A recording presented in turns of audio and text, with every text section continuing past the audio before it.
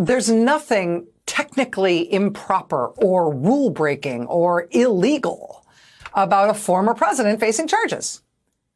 Even if it hasn't happened before, it doesn't break any rules. But why has it never happened before?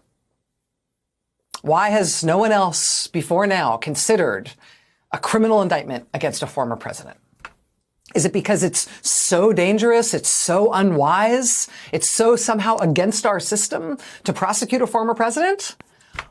Or is it just because there's never been one before who has lived this way? I mean, yes, from a historical perspective, an indictment against a former president is unprecedented. But given that we're talking about this particular former president, Donald J. Trump, can you honestly say to yourself that an indictment is a surprise? The first thing anyone ever knew about his business practices was when he and his father had to settle with the Justice Department decades ago over accusations that they illegally refused to rent apartments to black people.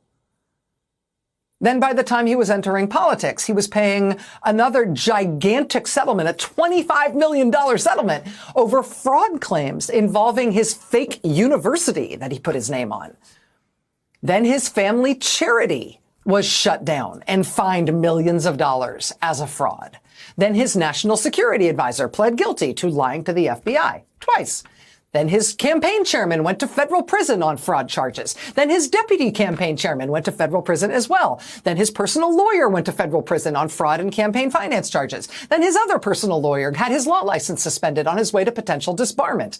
And his longest serving political advisor was convicted on multiple felony counts and sentenced to federal prison for, among other things, witness intimidation. And his White House senior advisor was arrested on the yacht of a Chinese billionaire, picked up on fraud charges. And it turns out that preceded the Chinese billionaire himself being arrested on fraud charges.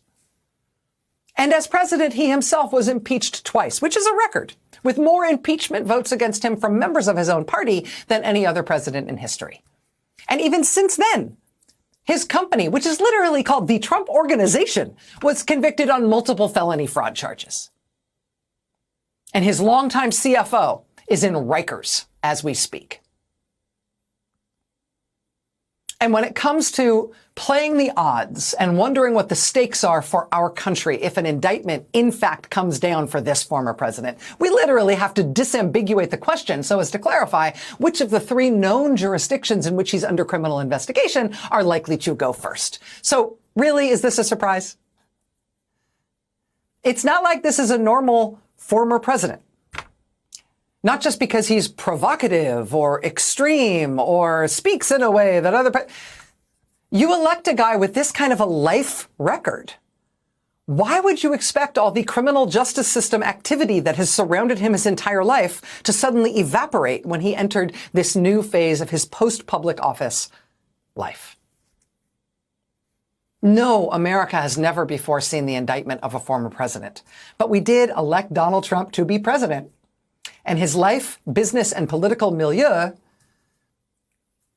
are a place in which handcuffs are like seasonal decorations. Happy equinox.